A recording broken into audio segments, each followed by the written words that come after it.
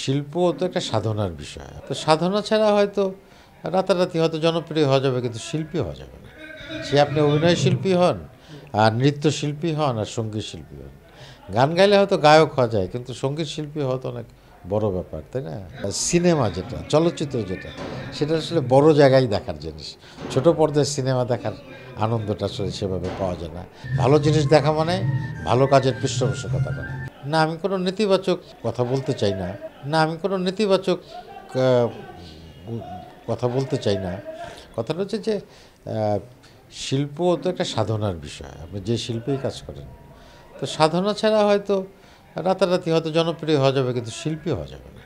সে আপনি অভিনয় শিল্পী হন, আর নৃত্যশিল্পী হন, আর সঙ্গীত শিল্পী হন। গান গাইলে হয়তো গায়ক হওয়া যায় কিন্তু সঙ্গীত শিল্পী হওয়া তো অনেক বড় ব্যাপার, তাই না?